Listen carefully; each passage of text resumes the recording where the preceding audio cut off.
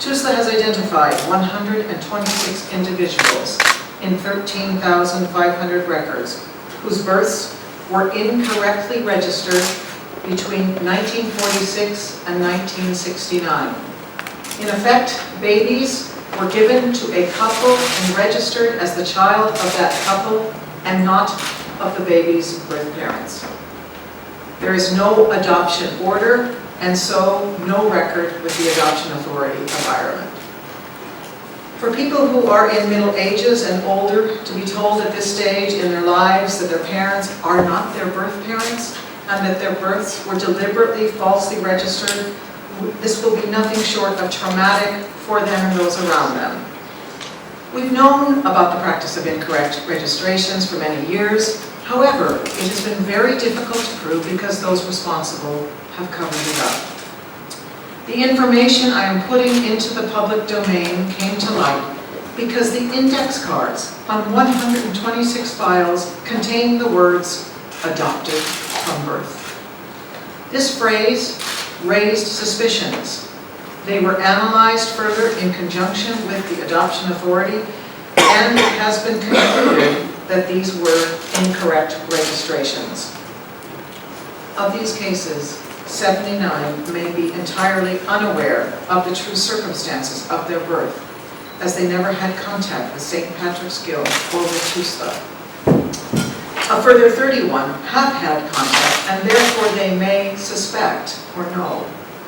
The relatives of 14 people who were incorrectly registered have been in contact at some point, but we don't know if these relatives told the person who was the subject of the incorrect registration. And 2 people were legally adopted but had been the subject of an incorrect registration initially.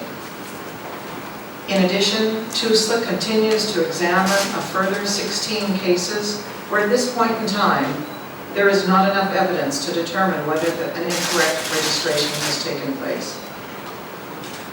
These numbers will change as TUSLA and the Adoption Authority continue to examine records.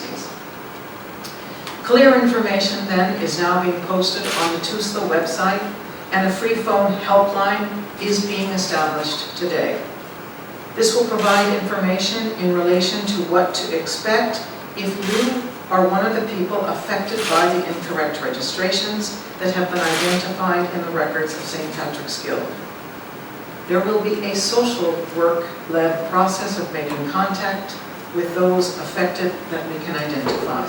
In view of what has been found in the St. Patrick's Guild records, we need to know whether there may be similar evidence of incorrect registrations in the records of other adoption societies. So I have asked an independent reviewer to oversee a targeted sampling process of relevant records held by both TUSLA and the Adoption Authority in the first instance, to see if we can establish clear evidence of incorrect registrations. I believe our first steps must be as outlined. We must first judge the likely incidence of cases that can actually be identified and the scale of them. And then we're in a position to judge next steps.